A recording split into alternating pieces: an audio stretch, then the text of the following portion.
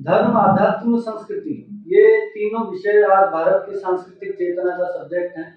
इन सब को लेकर भारत में हर जगह सबकी अपनी व्याख्याएं हैं, सबकी अपनी परिभाषाएं हैं और बात होनी भी चाहिए, क्योंकि ये भारत की पुरातन संस्कृति और उसकी सांस्कृतिक धरोहर को बचाने का काम करते हैं। आज हमारे बीच में हम एक ऐसे मठाधीश को लेकर आए हैं जिन्होंने जयपुर शहर में धर्म के प्रति जो पलायन हो रहा है, विशेष धर्म का जो पलायन हो रहा है, उसके प्रति बातचीत करेंगे।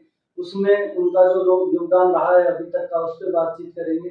उसके अतिरिक्त मैं आप सभी चित्र चर्चा शो के दर्शकों से एक और निवेदन करूं कि हमारी ये जो बातचीत है, ये केवल और केवल भारतीय और सनातन संस्कृति के प्रति अपनी सजगता को प्रकट करने के लिए बातचीत है। इसका किसी भी द्व्यर्थी व्याख्या ना दी जाए।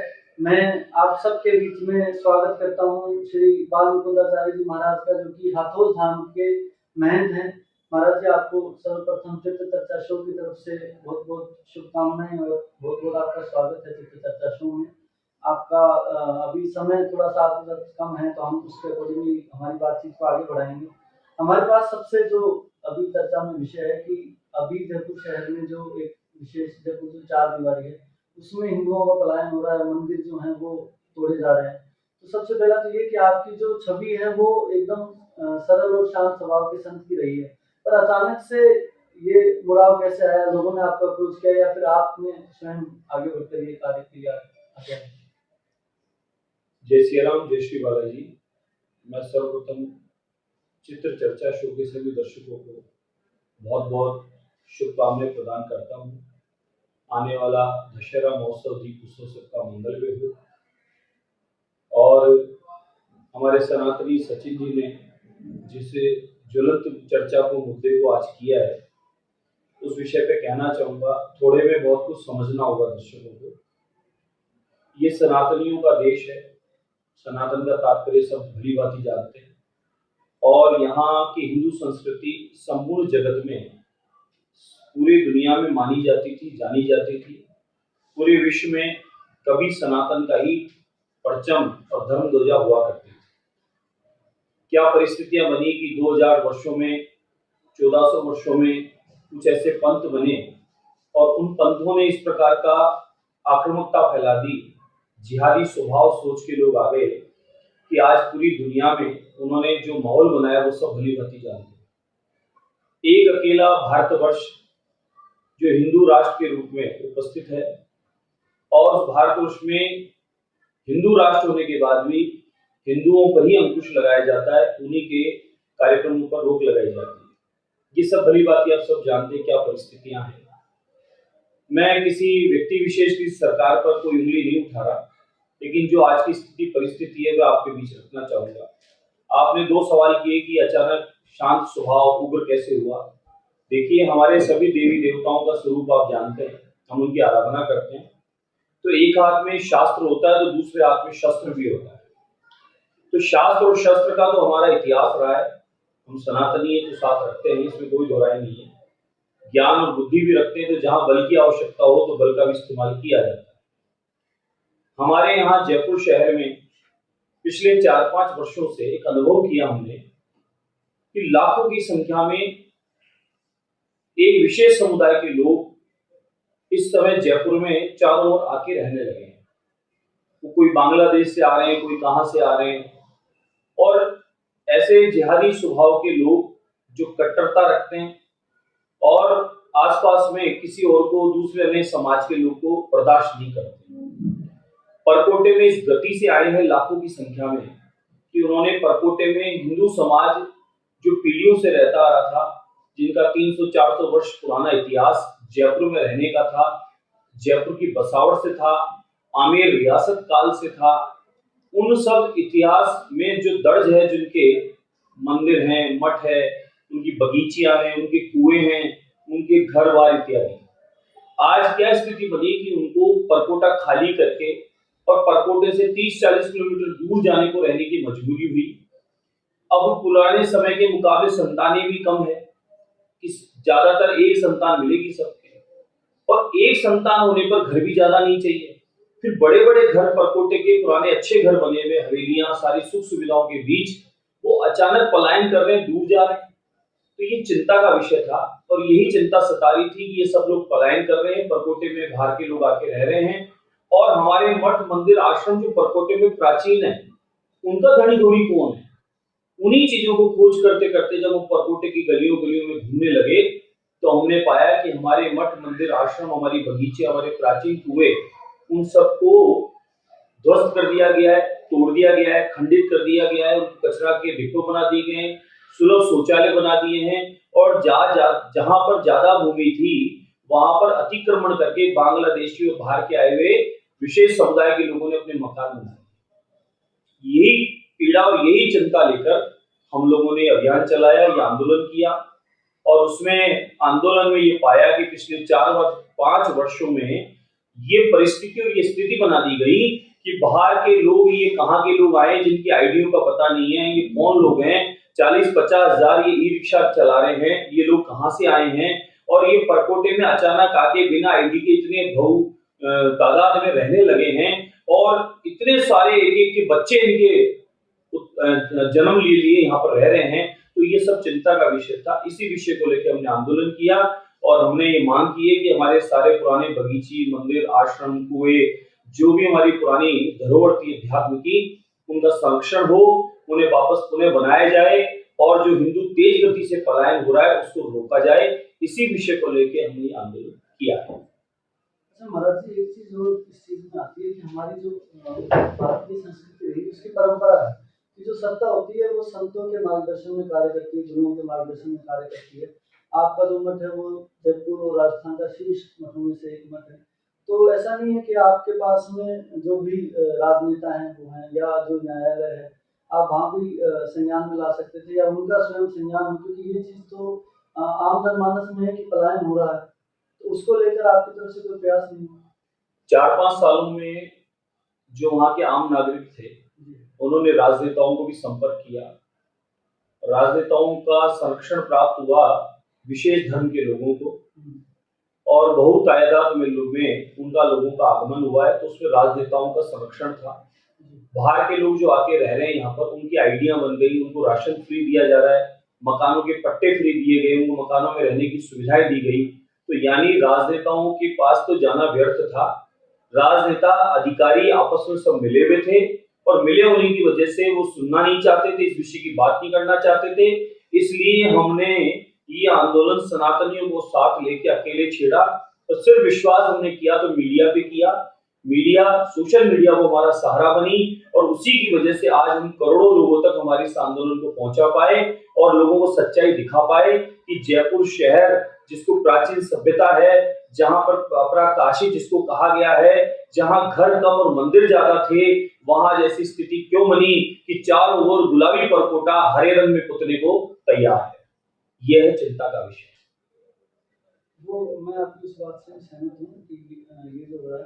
एक और चीज इसमें खास तौर से आती है कि हमारे जितने भी मंदिर हैं, जब भी उनके संरक्षक थे, तो कहीं ना कहीं तो किसी थाने में, किसी कोर्ट में कहीं ना कहीं कोई एप्लीकेशन आई होगी और चूंकि आपका सर्वमान्य आप संत हैं, तो आपकी बात को नकारने का जो कार्य है वो जल्दी से कोई नहीं करेगा। और दूसरा एक बड़ी चीज जो हम देख रहे हैं, जैसे सोशल मीडिया पे ये चीज काफी वायरल हो रही है। मेरे पास जब हमने आपके इंटरव्यू की सूचना डाली तो हमारे पास पूरे भारत भर से, अहमदाबाद से, बड़ोदरा से, गुजरात से, महाराष्ट्र से फोन आए और वो लोग इसमें जुड़ना चाह रहे हैं। पर एक चीज जो सब लोगों ने कही और हमारे भी, हम लोग जब रिसर्च करे थे भाई, कि जो यहाँ जयपुर के जो भी मंदिर हैं, मठ हैं, उनका अभी तक सहयोग नहीं मिल पा रहा है। वो लोग नहीं जुड़ पा रहे हैं, खुल के नहीं आ पा रहे हैं, या सपोर्ट करें, क्या है उनका नहीं? देखिए, इसमें दो बात है। प्रथम बात तो ये कि अखिल भारतीय संत समिति हमारी बनी हुई है, जगत गुरु जी हमारे उसके संरक्षक हैं। अखिल भारतीय संत समिति को जब ये दायित्व दे दिया गया है, सारे अध्यात्म गुरु मिलकर, मंदिरों के पुजारी, मठाधीश सब मिलकर, कि भाई अखिल भारतीय संत समिति के प्रमुख होने के नाते आप लोग इस आंदोलन को करें और लोगों तक सच्चाई पहुंचाएं, और सरकार यहाँ नहीं सुनती है तो गृह मंत्रालय और राष्ट्रपति तक अपनी बात पहुंचाएं। उसमें हम सफल भी हो गए।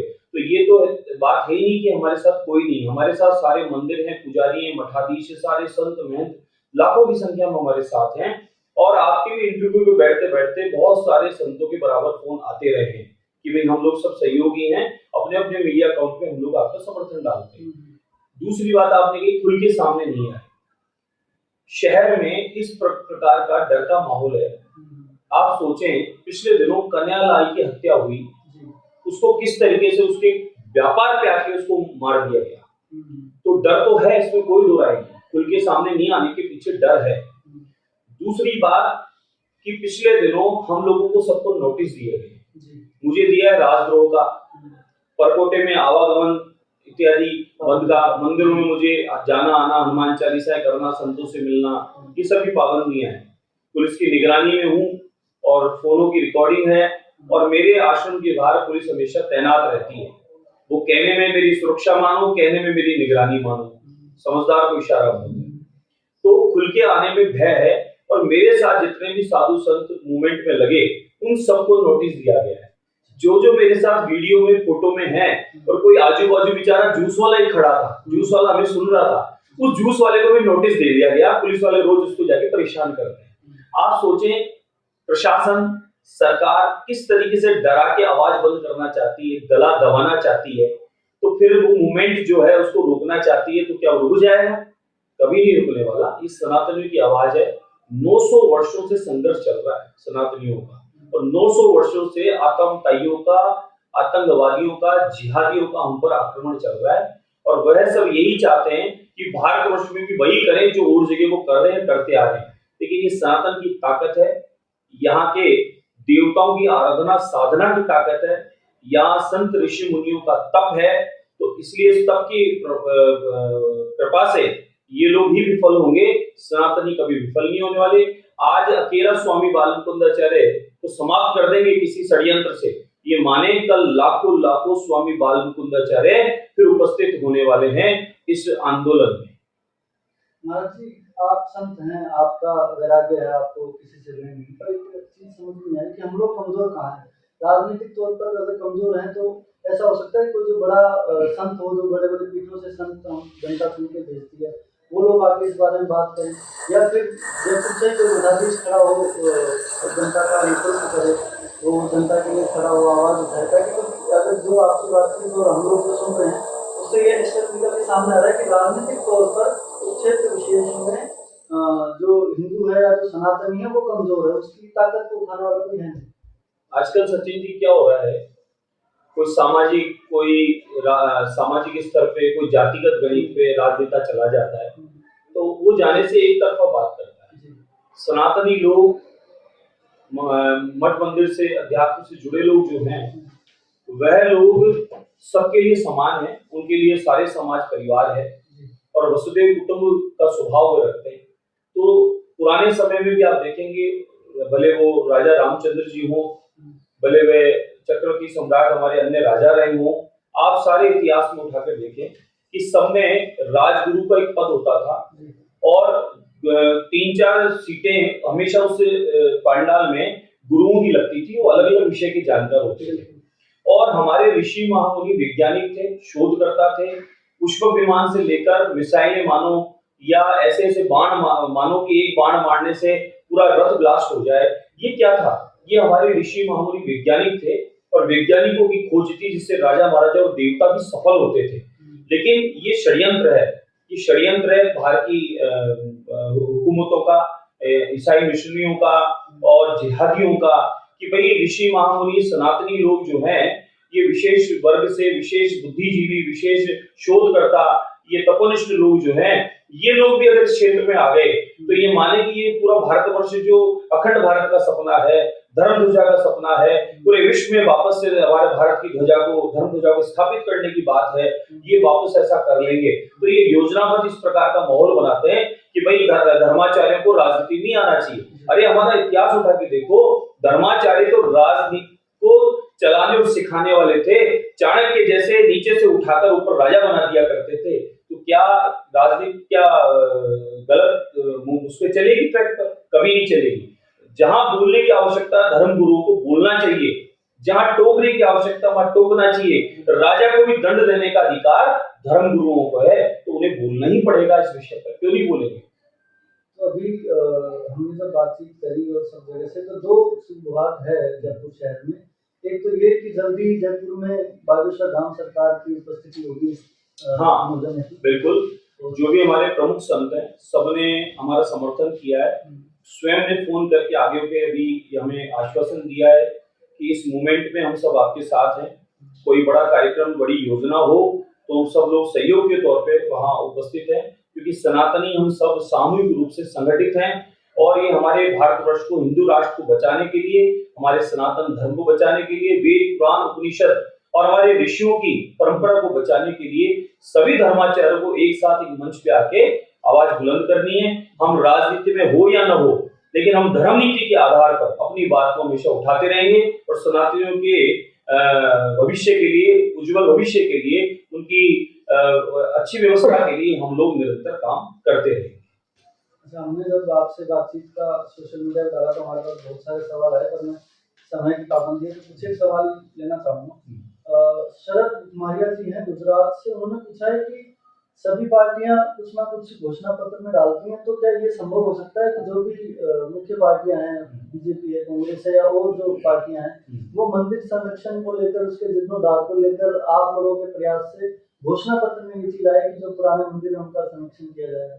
हमने ये मांग की है, किस पार्टी की क्या सरकार बनेगी ये भविष्य के गर्भ में है, लेकिन घोषणा पत्र लेकिन हम लोगों ने मांग की है कि हम लोग ये चाहते हैं कि हमारे पुरातत्व विभाग बना है, देवस्थान विभाग बना है, लेकिन वो सब निष्फल है, जीरो है। तो हमारी मांग है अखिल भारतीय संत समिति की कि हम लोग चाहते हैं कि धर्माचार्यों की देखरेख में, संरक्षण में सरकार हमारा सहयोग करे। हमारे जितने भी प्राचीन स्थान हैं वो दोबारा राम मंदिर जैसी स्थिति न बने, काशी विश्वनाथ जैसी स्थिति न बने, और इन्हीं सभी पुराने मथुरा, हमारे राम कृष्ण जन्मभूमि की स्थिति न बने। इन्हीं सब विषयों को देखते हुए आज हमें जागरूक रहना है, सजग रहना है, इसके लिए नीति बनानी है, आयोग बनाना है और उस पर हमारे साथ बैठ के काम भी करना है, ताकि हमारी पुराने जितने स्थान, आश्रम, मठ है वो बच पाए, हमारी परंपरा, हमारी संस्कृति बच पाए। ये हमने मांग की है। मुझे विश्वास है कि ये राजनेताओं की समझ में आएगी बात, और नहीं आएगी तो हम लोग सब मिलकर अच्छे से समझाना जानते हैं, आगे आने वाले समय में समझा देंगे। दूसरा सवाल, एक आदर्श जो है, युवा है, उन्होंने कहा है कि हमने जो अब तक पार्टियों का रुख देखा है तो हमारे हिसाब से एक पार्टी धर्म विरोधी, एक पार्टी धर्म के हित में है, पर अभी तक जो कार्यकलाप चल रहा है उसमें किसी का भी ना तो समर्थन आ रहा है, ना किसी का नहीं, हमने नहीं, ऐसा नहीं, हमने आगे के भी किसी से इस बारे में समर्थन लेना ही नहीं चाहे।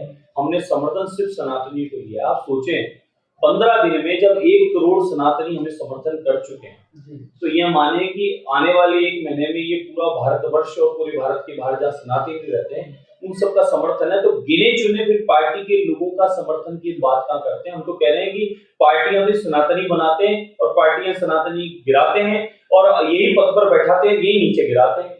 तो जो ताकत है सनातनियों की, वह संगठित होकर मजबूती से काम कर रही है और इस मूवमेंट को, इस आंदोलन को बराबर काम करेगी। हम जब तक न रुकने वाले, न थकने वाले, जब तक हमारे प्राचीन हिंदू टेम्पल सुरक्षित न हो पाए, राजस्थान, जयपुर ही नहीं अपितु पूरे भारतवर्ष में, और अब जरूरत पड़ी तो पाकिस्तान में भी जाके हमारे भारतीय टेम्पलों को बचाने के लिए हम काम करने वाले हैं। अच्छा, भारतीय अभी जो व्यवस्था चल रही है उसमें सब लोग हमसे पूछ रहे हैं और आपके पास भी पूछते होंगे, वो ये कह रहे हैं कि हम महाराज जी से जुड़े कैसे, क्योंकि सब जगह ये बात फैला दी गई कि महाराज जी पर राजद्रोह का जो केस लगा हुआ है, जो भी उनके संपर्क में आएगा उसकी हानि हो सकती है, तो इस चीज से कैसे डील करेंगे? देखिए, सबसे अच्छी बात तो ये है सचिन जी कि आपने जैसे मुझे ढूंढा, इसी प्रकार से सारे सनातनी, आजकल सोशल मीडिया इतना बढ़िया आपके हाथ में यंत्र है कि आप अपने अकाउंट से, फेसबुक से, ट्विटर से, व्हाट्सएप से, इतने सारे आपके पास में सुविधाएं हैं, उनके माध्यम से आप जब स्वामी बालमुकुंदाचार्य सर्च कर लें और वहां मिल जाए, तो आप इस मूवमेंट में अपना समर्थन वहीं से डालें और फिर हमारे सोशल मीडिया अकाउंट से भी आप जुड़े, क्योंकि हम सब सनातनी परिवार हैं और परिवार को सामूहिक रूप से काम करना है और हमारे पूर्वजों की संपत्ति को, पूर्वजों के नाम को, हमारे ऋषि मुनि महामुनियों की जो उनके किए हुए काम को हमें आगे बढ़ाना है, उसको संरक्षित करना है। तो उसके लिए हमको सामूहिक रूप से सबको जुड़ना ही जुड़ना है और जुड़ना चाहिए। हमारी एक आवाज बनकर हम लोग सामूहिक रूप से जो काम करेंगे तो ये माने कि वो पूरे भारत ही नहीं अभी तो पूरे विश्व में उसकी चर्चा का विषय बनेगा और हम लोग सफल होंगे, मुझे विश्वास है। सोशल मीडिया की आप बात कर रहे थे। सोशल मीडिया पे अभी पिछले 3 दिन से एक और बात लगातार घुमाई जा रही है कि बाल मुकुंदाचार्य जी की जल्दी राजद्रोह के केस में और गिरफ्तारी प्रबल संभावना हाँ, है। कुछ भी षड्यंत्र रूप में वो लगातार वीडियोज आ रहे हैं, तो बिल्कुल, बिल्कुल। उनको लेके कुछ मैसेज आपका? मैंने खुलेआम कहा है कि सरकार जो भी षड्यंत्र रूप में मुझे फंसाना चाहे, कोई भी योजना बनाना चाहे वो बना ले, बाकी मूवमेंट रुकने वाला नहीं है। सरकार ने ऐसे नोटिस दिए हमें और कुछ थानों से भी हमें बराबर आ रहा है और हमें निकलने आने जाने पर पाबंदियां की गई है और बड़े आयोजन प्रयोजन हम लोग कर नहीं सकते। किसी कार्यक्रम में पहुंचते तो वहां से हमें वापस भेज दिया जाता है। तो वो तो स्थिति सरकार प्रशासन की वो बनी है, वैसा हम देख भी रहे हैं, लेकिन फिर भी हम रुकने वाले नहीं। तो ये जो आपके पास जो एसीपी नॉर्थ कोर्ट से नोटिस जो आया था, उसके जवाब में आपने मैंने अपील की है, एक्सेप्ट नहीं किया, अपील की है और अभी हमने गृह मंत्रालय को पत्र भेजा हुआ है, उसका जवाब आ जाए और राजभवन हमने भेजा है, राष्ट्रपति महोदय को हमने भेजा है और सच्चाई बताइए, ऑथेंटिक बताइए कि साहब ये स्थिति है। मौके पर आप आके देख सकते हैं, दिखा सकते हैं, जांच करा सकते हैं, हम सही है कि गलत, उस चीज को आप देख लें कि लाखों लोग आए कहां से और मेरे लाखों लोग सनातनी यहाँ से गए क्यों और हमारे प्राचीन स्थान उनको तोड़े क्यों गए, हमारे मंदिरों को खंडित किया क्यों गया, गंदगी का कचरा घर बनाया क्यों गया। इस बात की पीड़ा है, सच्चाई है, आप खुद आके मौके पर जांच करें, हम गलत है कि सही है, आप स्वयं फैसला करें। एक बातचीत को अंतिम मोड़ देते हुए कि जो लोग विपक्ष में है या पक्ष में है, कुछ लोग लगातार ये बात कह रहे हैं कि महाराज श्री को अब अपना राजनीतिक अस्तित्व तलाश रहे हैं हवा में विधानसभा से। देखिए, संपूर्ण राजस्थान की विधानसभाएं ये सारी हमारी है, यहाँ नियुक्त करके हम ही आप लोग सब भेजते हैं। तो ये तो कहना, और मैं भी इस देश का, इस लोकतंत्र का एक नागरिक हूँ और सबको अपना अधिकार है और किसी न किसी को अपनी सबकी आवाज लेके पहुंचना भी होता है। अभी इस बारे में कोई मैंने योजना नहीं बनाई, न मैंने सोचा, न मेरा कोई ऐसा योजना है भी। मेरा जो प्रथम उद्देश्य है, मेरा अध्यात्म, मेरा धर्म, मेरा सनातन, मेरा हिंदुत्व, वह मेरा लक्ष्य है और उस पर मुझे काम करना है। कोई दायित्व, पद, कोई प्रतिष्ठा, कोई राजनीति कुछ हो या ना हो, उससे मुझे कतई फर्क नहीं पड़ता। सबसे बड़ा फर्क और सबसे बड़ा दायित्व मेरे लिए है मेरा अध्यात्म, जो मैं निरंतर उसमें काम कर रहा हूँ और आज से नहीं, बाल अवस्था से मेरा यही स्वभाव रहा है। तो जो ये कयास लगाए जा रहे हैं उस पर भी कुछ कहा नहीं जा सकता। भविष्य के गर्भ में क्या है इसे कहा नहीं जा सकता, क्या स्थिति है, क्या परिस्थिति है, वो समय बताएगा। लेकिन ये मूवमेंट मेरा हमेशा चालू रहेगा, जारी रहेगा। हमारे प्राचीन स्थानों को बचाने का काम हमें करना है, वो हमें करते रहना है। भविष्य की बात महाराज जी ने की, तो भविष्य के गर्भ का किसको क्या पता, पर जो हमारी प्राचीन संस्कृति है, जो हमारी धरोहरें हैं, वो चाहे कोई मंदिर हो, चाहे कोई गुरुद्वारा हो, चाहे कोई गिरजाघर हो, चाहे कोई मस्जिद हो, उन सबका संरक्षण सरकार की जिम्मेदारी है और उनकी जवाबदेही तय करेंगे हम लोग, आप और हम। संत समाज हमेशा से जिम्मेदार रहा है इस चीज के लिए कि वो अपने आने वाले समाज को आगे के लिए चिन्हित करे कि उनका क्या कार्य रहेगा। मैं आप सबसे चित्र चर्चा शो के जितने भी दर्शक हैं, जितने भी हमारे देखने वाले हैं, सुनने वाले हैं, हमें उन सबसे निवेदन करता हूं कि आप सब अपनी आत्मा को जीवित रखें। आपके आसपास यदि कुछ गलत होता है तो आप उसको चिन्हित करें, जैसे महाराज जी ने अपनी पूजा, अपना पाठ, अपना अध्ययन, अपनी साधना को छोड़कर जनहित इसके कार्य में लगे हैं। मैं आप सभी से निवेदन करता हूं कि चित्र चर्चा शो को देखते रहिए और अगर इस कार्यक्रम से जुड़े कोई सवाल हो तो आप जरूर हमसे संपर्क करें। नमस्कार। जय श्री राम।